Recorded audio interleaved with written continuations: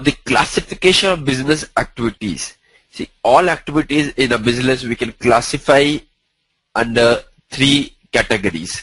So anything which is related to my operations. So see, if I'm doing a business, there would be some operational related activities, that is buying of good, selling of good, employing some people, payment of income tax. So all those are in relation to my normal course of running a business. So whatever activities which I'm doing in my normal course of running of the business is known as operating activity. Investing activities are those associated with spending fund to begin and continue operation. That is, I'm supposed to invest some money in some asset so that my operations can be continued in a normal fashion, such as purchasing land, building, etc. Selling this resource when no longer required are all part of investment activity. Third is financing activity.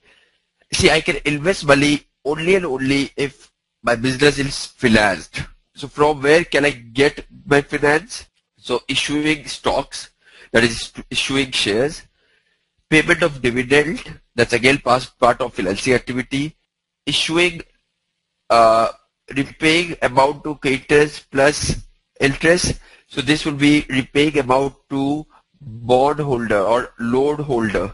So obtaining loans from banks or repaying amount to bank for loan plus interest. So all these are part of financing activity. Now the next portion is financial statement elements and accounts. An account is a level used for recording and reporting a quantity of almost anything. So means by which management accumulates the effect of a transaction. So guys, always remember, we are supposed to record always our transaction. A transaction is supposed to be recorded, and a transaction is always recorded to prepare accounts.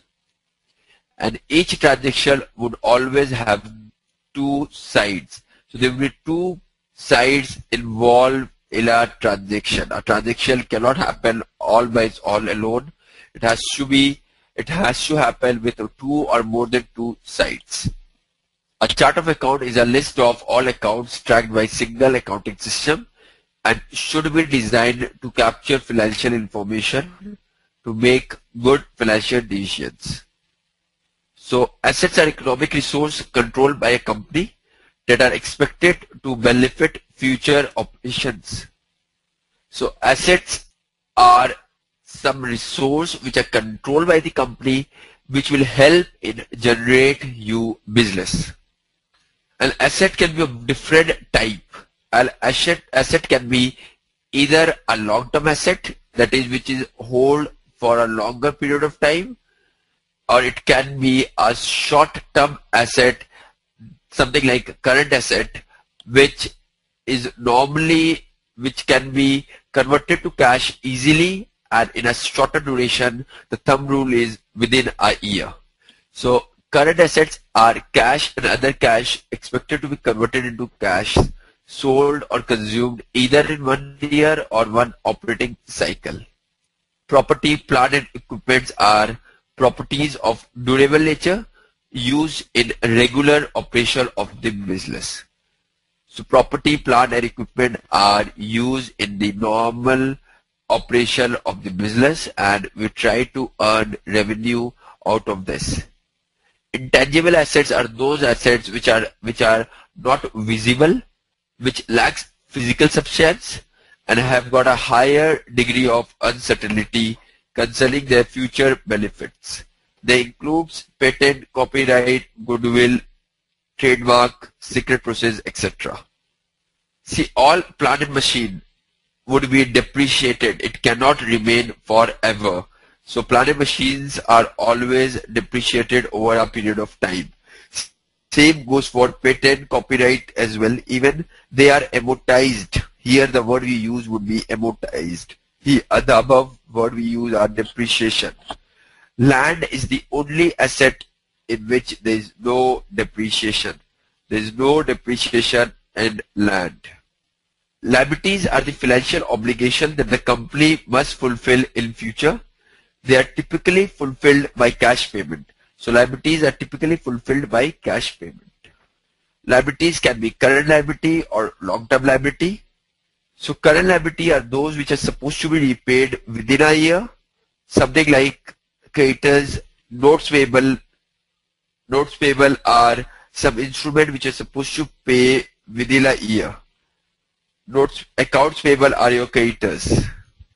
Accrued item, example of accrued item, for example, I've got an employee, I'm supposed to pay him salary, I'm not paid him salary for this month yet, so that becomes my accrued expenses. So accrued expenses are those expenses for which the service has been provided, but I have not paid them yet. So service has already been provided for accrued items, but I have not yet paid cash for those items. So it's as good as outstanding expenses. Long-term liabilities are obligations that are not reasonably expected to be liquidated within normal operating cycle, but instead at some time beyond that time. So long-term liabilities are normally for more than 1 year. So for example, if I've taken a term loan, and term loan I'm supposed to repay after 7 years, that becomes my long-term liability. Assets minus external liabilities will provide me my owner's equity. So owner's equity is that money which owner has invested in this company. So the money which the owner has invested in the company is known as owner's equity. Over the period of time, company earns profit. So either the profit is withdrawn as dividend or the profit is retained in the business. So even the retained profit is the part of the capital of the owner. So from the owner's viewpoint, owner's equity is equal to the contributed capital plus retained earning. So owner's equity would be the contributed capital plus retained earning. So whatever capital you are contributing plus the earning which you are having every year and which you are retaining in your business is part of owner's equity. Owner's equity is known as net worth as well. So net worth is the another name for owner's equity. So owner equity is even known as net worth. So retail earnings are the general reserve, which are the company's undistributed earnings, accumulated earnings since the inception of the business.